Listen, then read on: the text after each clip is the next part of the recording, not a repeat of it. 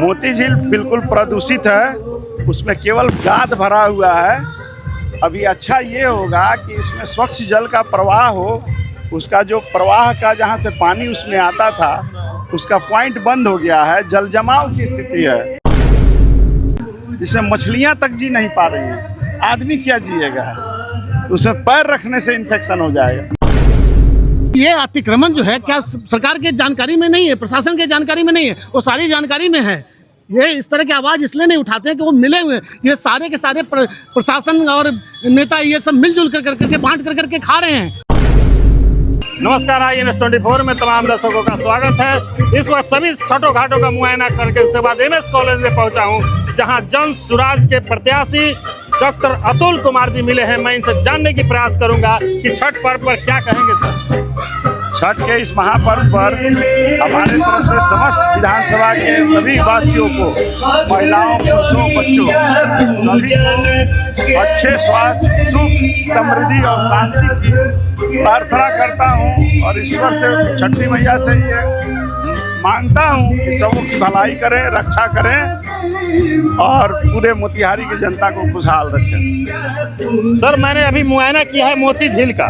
मोती झील के किनारे मैंने देखा कि मोती झील में पानी रहते हुए भी अलग से एक पोखरा बना करके और घर से पानी ला करके अच्छे स्वच्छ जल में तब वहाँ छठ मनाया जाता है।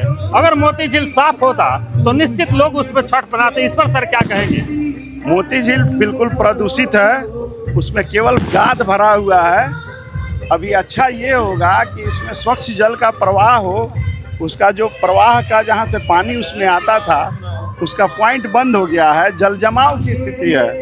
अब वहाँ पर पानी सड़ रहा है और गाद के वजह से ऊपर में पानी काला हो गया है, जिसमें मछलियाँ तक जी नहीं पा रही हैं। आदमी क्या जिएगा? उसमें पैर रखने से इन्फेक्शन हो जाएगा। उसके सफाई की बहुत ज़रूरत है।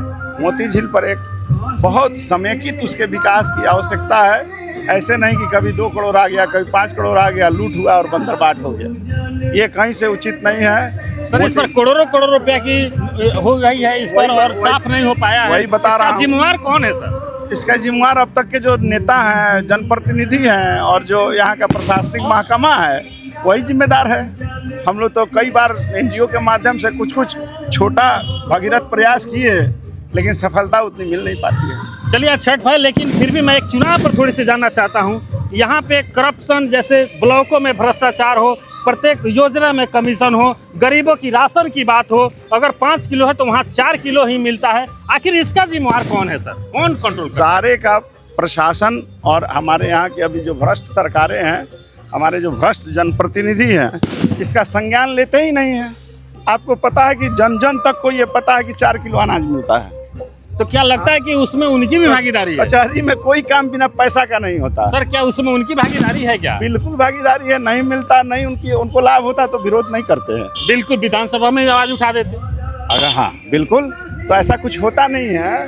वो लोग तो एकदम से मौनी बाबा बने हुए हैं और नीचे से लेते रहते हैं। 5 बार से विधायक लगातार हो रहे हैं सर। क्या लोग जागरूक नहीं हो पा रहे? एकदम से सुस्त। और मोतिहारी के लिए आप कह सकते हैं कि बिना काम का जनप्रतिनिधि हैं। डायरेक्ट डॉक्टर अतुल कुमार, ये जन सुराज की नेता अतुल कुमार का डायरेक्ट सवाल। जनप्रतिनिधि लगातार 5 बार से विधायक बने हुए हैं। सीधा सवाल, ये योजना में करप्शन, भ्रष्टाचार में निश्चित तौर पे उनकी संलिप्तता ये खुद कह रहे हैं। मैं अजय आजादी से पूछना चाहता हूँ कि ये चुनाव कैसा होना चाहिए?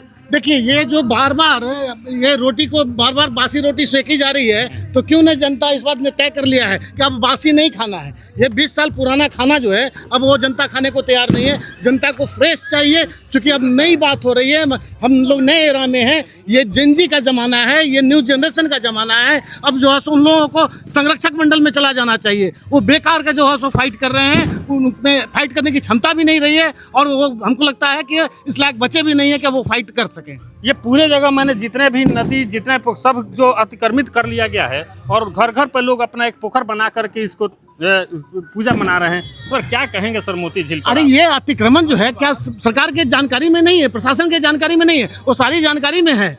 ये इस तरह की आवाज़ इसलिए नहीं उठाते हैं कि वो मिले हुए हैं। ये सारे के सारे प्रशासन और नेता ये सब मिलजुल करके बांट करके खा रहे हैं और पिछले 20 साल से ये सिलसिला अनवरत दम बदस्तूर जारी है। क्या आपकी सरकार आएगी तो इस पर रोक लग जाएगी? रोक ही नहीं लगेगा, समाप्त हो जाएगा। सिर्फ रोक की बात नहीं है, समाप्त हो जाएगा, ये सारा प्रचलन खत्म हो जाएगा।